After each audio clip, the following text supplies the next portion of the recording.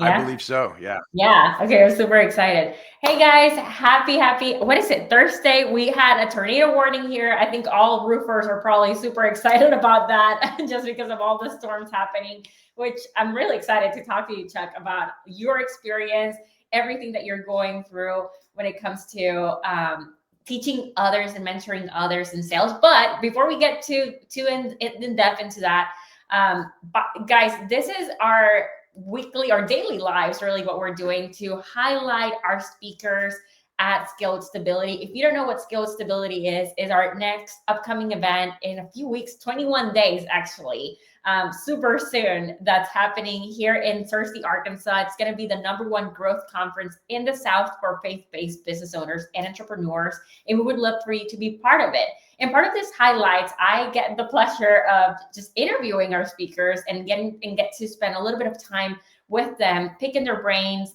And as you have seen in the previous lives, there's so much knowledge that can come just from this little snippets. But hopefully, this is giving you a preview of what it would look like to be part of that room, listening to from amazing people from stage, and then also from the tracks, which you're going to go a lot in depth into a lot of the teachings and what you're focusing on. So Chuck, before we get started, for those that haven't met you yet, can you do a quick introduction of your background? How do you get into what you're doing today and what it is? Maybe you can share that as well. So I didn't start out in home improvement. I was actually an aerospace engineer. I was actually one of the, if not the youngest aerospace engineer in the United States at age 19. And many people are like, "Oh my gosh, you're like Doogie Howser." I actually grew up when in school. I was in learning disabled classes, so yeah, I'm going to give a little bit of that story on stage when I get there. But it really happened from the understanding of how I still have severe ADHD. When people say they have ADHD, there's ADHD, then there's what I have. My wife laughs sometimes because I can't stay on a certain topic. But it went from being inside of aerospace. 9/11 happened. I got thrown into sales because we had all the engineers had to go find something else to do for a while, and I found out that I really enjoyed sales. I was one of the top salesmen for Blue Cross and Blue Shield, and hated every minute of it. So I jumped out of that, got into mortgage and loved mortgage, but the bubble burst. So I got into an organization. At the time, it was Bath Magique, which is now called Bathfitter. And with Bathfitter, I grew into home improvement and really grew some of the larger locations. And then I get a phone call that says, "Hey, can you do what you did for Bathfitter? Can you do it for us?" And that was in roofing. And long story short, I joined an organization called Able and Mr. Roof. And we helped build that organization from 60 million to 220 million. Wow. And when I left Bathfitter, I decided I didn't want to get into another organization and just run it. I really thought, hey, I can start in and start doing this coaching. So I've been coaching now for about 9, 10 years. And when I first started coaching, everybody says, "Oh, he only coaches the big ones, the giants," and only because that's what I've helped build are some of the giants in the industry. And really, that's not the case. That's a very small part of what I do is coach very large organizations. Most of what we do is coach some of the very small organizations, some of those that are really struggling right now. And at the top 500, we were announced to be one of the most effective sales coaches inside of the United States. And the reason why is because we are actual coaches. There's a lot of people out there that says, "Yeah, we're coaches," and it's like a buzzword anymore. And they're just trainers that are masked as coaches, because there's two totally different things here. Trainers have a system, and that's really the only thing that they can train, and they have this great platform, and it take it or leave it, and that's their program, and they can teach you that program. Coaches fill the gaps. We have those platforms, we have that stuff that we can train, but in the end, it's really us taking a heed of what you have and filling those gaps, moving you forward. And as of today, hundreds and hundreds of some of the largest organizations in the industry have come from Top Red. Wow, that is quite that's an impressive shift, I think, and pivot in your career. I mean, and I was actually looking at your LinkedIn and I was like, man, that's really cool. That shift from like, a flight test engineer, or like, being in that part of like the world of like doing those type of things, and then now leading sales teams and training programs. Can you expand on when you say like, like the problems that you are helping navigate, like from this like smaller businesses up to like the bigger ones, right? But I'm really intrigued what you said of like the big ones are the ones that you're known for, but it's kind of like the smaller part that you do. What are the problems that you have seen that the current businesses that you're working with, that you're coaching on a weekly, I don't know how often you do it, like what are they facing right now? So some of the biggest problems that we get when some of the smaller organizations come to us is mindset. Mm, We get one of my very first clients, John O'Leary with O'Leary Construction. He was a roofer, and he really was a roofer. It wasn't the sales and marketing organization that just happens to sell roofing. He was the roofer. He used to actually install. He's been doing it 35 years. And when he hired me, he made me promise him that I would get him out of this in within 5 years. And he calls me 6 years later, says, Chuck, you failed. And I'm like, what did I fail? What are you talking about? He says, you didn't get me out in 5 years. You got me out in 6. He sold his business. But when he first hired me, he had a decision to make. Either I'm going to buy groceries or I'm going to hire Chuck. I didn't know that until we were actually doing a documentary about what happened. And, it's for him, we had to take him out of being a roofer yeah, and turn him into a business owner, and really help him to find out, what does that mean? yeah, We've had some folks on the West Coast that it was almost identical to John, but they fought back a lot. They're like, no, that's not going to work. That's not going to work. I says, maybe this isn't going to work, but I would like to give this a shot. What I need you to do. And I had them fly out to go and actually meet with John and go through John's business. And I says, he started out the same way you did. I had to change the mindset yeah. so that they understood what it's going to take. We had another client in Columbus, Ohio, and it was very tough for me to do this, but I went in, talked with him, I met with the team, and I went ahead and closed the door with just me and him. And I says, you're not going to like what I have to say, but you need to fire them all. And his eyes got real big. He's like, what do you mean? And I says, literally, you have to fire, because nobody respected him. It's almost Oh, like he was the company joke. oh And man. I says, what I need you to do is, we need to bring in staff that helps and wants to grow. And the first thing that I want you to do is hire an integrator. The whole EOS thing. I need you to Yeah, hire an integrator. And so we went out and hired a guy named Jeff, and he did everything that the owner didn't like to do, which was, I mean, he was a good business owner. He knew the numbers. He yeah. didn't know how to run the business. He was not a good leader. So we hired a good leader, and now he was the franchise of the year last year. He's on his second, almost third location. I mean, he's one of Wow. the fastest growing roofing companies in Ohio, simply because, we come in and we coach. That's what we do. And again, I had to change the mindset.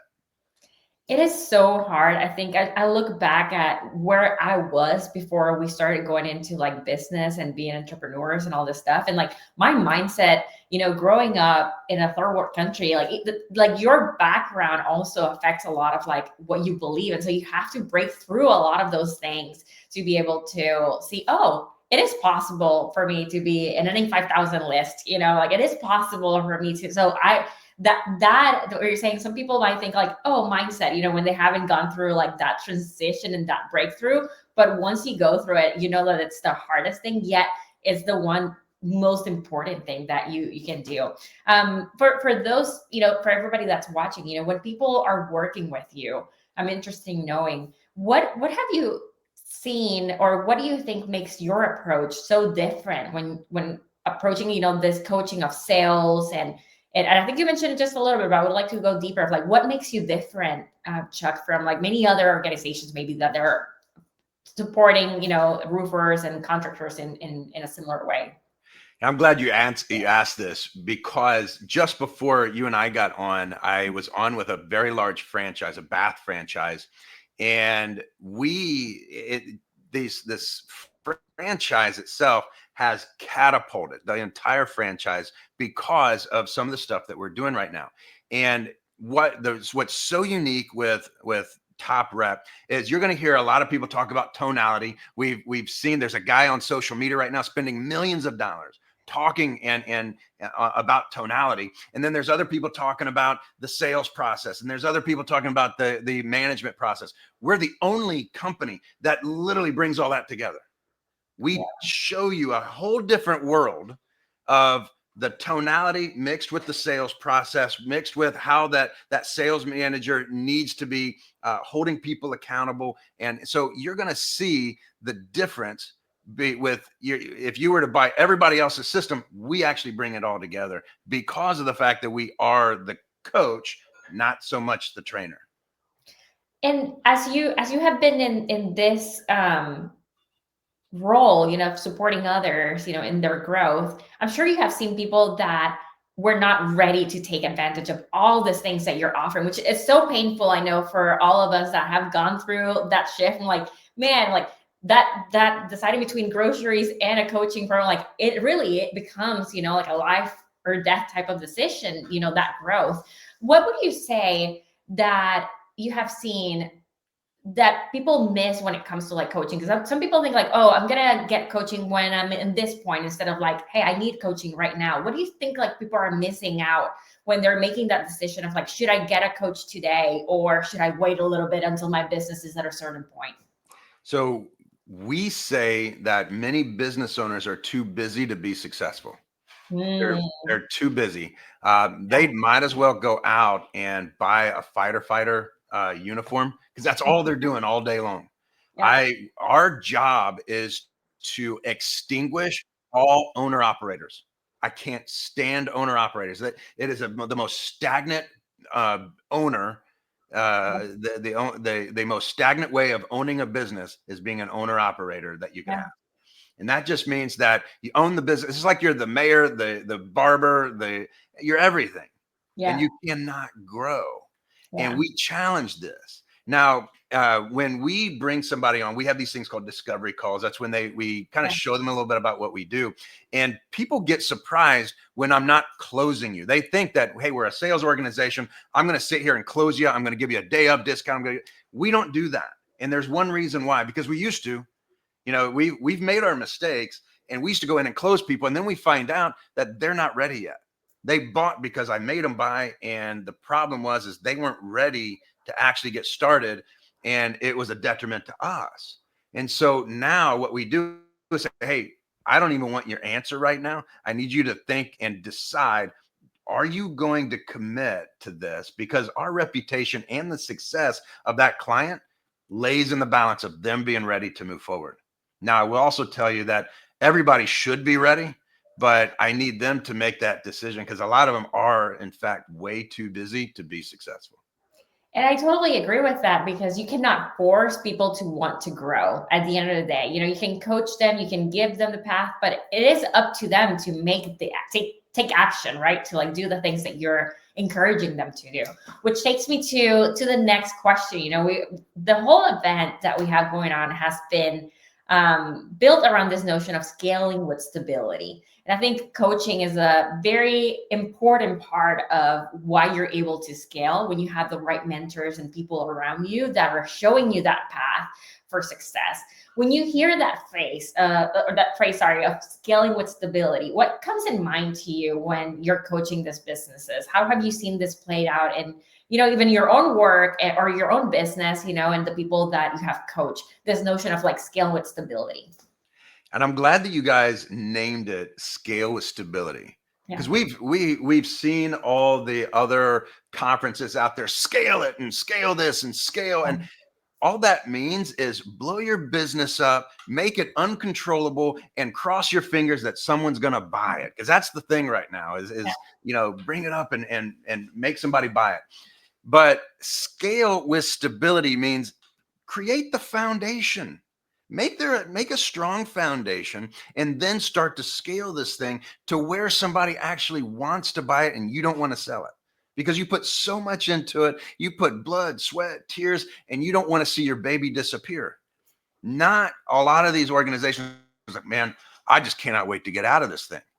That means that you're on this one-legged stool, and this thing could go either way. And I hope somebody buys it before that tips over. And we want to bring the stability. And I hope that all the other speakers do the same thing, is understand that I'm not going to go in there and just teach everybody how to close, because if you're not there yet, if I teach all of your sales reps how to close and your systems aren't there to make sure that the homeowner is taken care of, I mean, you're selling a lot of stuff that you can't do. Yeah. I want to make sure that you have the foundation laid so that when we teach you how to actually sell and save a homeowner, not close them, that we're doing our job. You are like speaking my language. I love what you're saying because I think it's so true. And at the end of the day, something that has changed in me as I've been in business when it comes to sales specifically, sales is service. I know that we're actually focusing, on like businesses that have also like a faith background. And most of the people that are attending, right, have some sort of like faith background. And I think if we think about, what are the characteristics, even if you're not a believer in any type, what are the characteristics of a Christian faith, right? It's service, it's kindness, it's like doing good for others. And I think sales is right. It's tied with that, right? When you understand like what people need, then you're able to serve that. And I think it also has to do with the business that you're creating. I love what you're saying. Let's talk a little bit about your track, because by the way, guys, if you have seen all of the stuff that we have been sharing about Skill Stability Summit and the event, like one of I think the really cool things that we're testing in this first event is this tracks. How do we go deep, 6 hours deep into this bottlenecks that we have in business? So identifying the bottlenecks is number one, but how do we go 6 hours deep into solving them at an event, which most business owners cannot even have the time to focus on this, but you get to do that in this 3 days. So let's talk about the track. Give us a little bit of a sneak peek of what our attendees will be able to do and get from. What can they expect from your sessions in those 6 hours? One thing I will promise everybody is I'm leaving nothing on the table. I'm literally, it's all coming at you, and it's all going to come at you very fast. Be ready. A lot of information, but we're going to get into not just it's like when people have us out for the day, they think that we're just going to go through the sales process. That's about 10% of what we're going to talk about. What we're going to get into very in depth is what we like to call the sales conversation. Yeah. And we're going to teach you how to talk again. And so when I say that we're going to talk about tonality, pause, speed, we're going to bring that in and show you how to mix that with your current sales process and be successful with it. We're also going to get into that sales process and the psychology behind the process. People are like, oh, here comes the 10 step. There's only one reason that there is a 10 step. It's so that you stay on track. And we're going to show you the importance. So one of our big clients, or not clients, partners is Rilla Voice. And so we're one of the only ones that we get a lot of the data that nobody else gets. Oh, wow. And so we have ironclad data that has come back to say that all these sales tactics are either myth or fact. And the ones that are myth, we've moved past. The ones that are fact and ones that we have learned from, we're going to show you why this is all scientific data and why it works in a house. And then finally, we're going to teach you what we like to call results-based leadership. Now, there's leadership like John Maxwell. You're going to hear a lot of this from Jim Johnson there. I love Jim. He's one of my mentors. And then there's what we call results-based leadership. And this is sales leadership. This is when you have to have results daily, not weekly or monthly, daily, because every day that goes by is time and money wasted. And we're going to get into that to help you to understand how to get those results. These are what I was held accountable to by my, the owners and managers that I had to work with on these very large, $100, $200, $300,000 or $300 million organizations that I worked in. And, that accountability is not fun. When you have that much weight on your shoulders. Well, I'm going to show you how I dealt with that and how easy it is to do that inside of your own organization. Man, I feel like you're going to connect so well with everybody that's coming in terms of speaking. And like a lot of the attendees are looking for these tools to like add them to, just their day to day. So I'm really excited for this. Question on your track, because you mentioned your background has been in construction and has been with these different businesses. And I wonder for everybody that's watching, can you clarify who this track is really for? Just in case they're like, oh, maybe I'm not a roofer, I'm not in construction, but I really need to like go into like sales training. Would you still advise for them to like join your track? So if you are inside the leadership track, I'm going to have one track that is inside of just leadership or results-based leadership. If you're not inside of home services, in-home sales, anything like that, you can still get, because it's going to be a very in-depth, intentional talk based on results-based leadership. The other tracks where I'm going to be talking about tonality, question-based selling, the sales process, that will be more geared to home improvement, home services. So if you're in HVAC, if you're in concrete coatings, any of those, roofing, siding, windows, baths, especially like one-day baths, that's something that you're definitely going to want to be into, because it will be different than anything you've ever heard or seen before. Amazing. I'm super excited for everybody. And I'm actually jealous is where I'm leading another track and it's at the same time, but this was one that I was also wanting to like, just be part of. As we're serving a lot of like roofers, through our digital marketing agency, and just, it's always good. I've been to a few conferences recently, and there's always something that you can learn, even if you're not doing, the thing, even if you're not like in the day knocking on doors and like, talking to people and all of this good stuff, there's always something you can learn. Now, before we go, and I want to invite everybody to go and get your ticket. If you haven't gotten it already, the link is it's right there below, scaledstability.com. Go and get your ticket. There's 2 access, VIP and then standard. VIP gets a bunch of perks that you do not want to miss, but standard also gets access to all of these tracks that we're talking. You can pick the sales track to be your track, which, as you can tell, there's going to be so much good information that you're going to come out of that. My last question to you, Chuck, what is one key idea or a mindset shift that you hope people really walk away from after your sessions? If you can summarize it, I know that's a big question, but if you can summarize it. So during the keynote that I'm going to be giving, I'm going to be talking a lot about mindset, and that, again, that mindset shift. And I'm going to give this story on stage, but and this key is understanding that you are literally one mindset away from being so much better, so much richer. And I mean, it's a mindset shift that I had to have myself. But went into this organization in North Carolina, huge organization, $60 million. And they, right before I took the stage, they had 4 people stand up.